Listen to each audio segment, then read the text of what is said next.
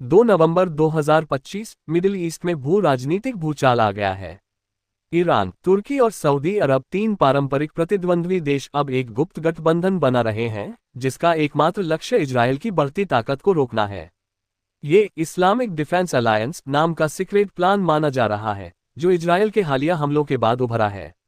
अमेरिकी राष्ट्रपति Donald Trump और इजरायली पीएम बेंजामिन नेतन्याहू इस खबर से स्तब्ध हैं, क्योंकि यह उनके ग्रेटर इजरायल विजन को धक्का दे सकता है।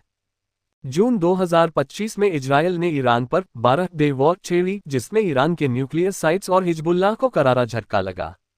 लेकिन अब ईरान ने काउंटर अटैक की रणनीति अपनाई है। ईरानी राष्ट्रपति मसूद पेजेश्किन और विदेश मंत्री अब्बास अराकची ने तुर्की के साथ लगातार संपर्क बढ़ाया है। तुर्की के पास 6 लाख सक्रिय सैनिक, 2000 से ज्यादा टैंक और 1000 लड़ाकू विमान हैं।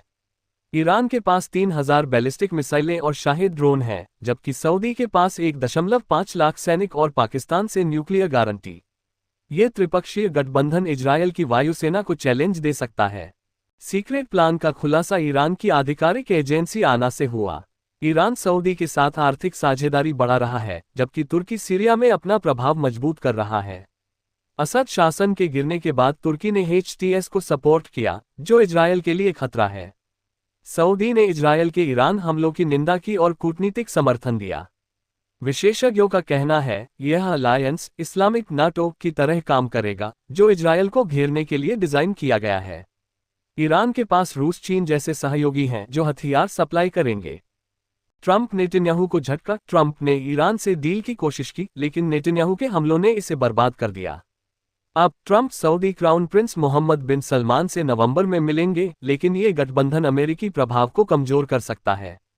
नेतन्याहू ने सीरिया और लेबनान में विस्तार की योजना बनाई थी, लेकिन तुर्की की बढ़ती भूमिका गाजा में सिक्योरिटी फोर्स इसे रोक रही है। ट्रंप ने कहा, यह अनप्रेडिक्टेबल है, जबकि नेतन्याहू के करीबी सलाहकार चिंतित हैं। यह पावर गेम मिडिल ईस्ट को 2 खेमों में बांट सकता है, एक तरफ इजरायल, यूएई, मिस्र, अमेरिकी बैकिंग, दूसरी तरफ ईरान, तुर्की, सऊदी। अगर यह अलायंस साकार हुआ, तो तेल रूट्स, शिपिंग और न्यूक्लियर बैलेंस बदल जाएगा। फिलिस्तीन मुद्दे पर भी असर पड़ेगा, क्योंकि सऊदी अब इजरायल नॉर्मलाइजेशन से पीछे हट रहा है।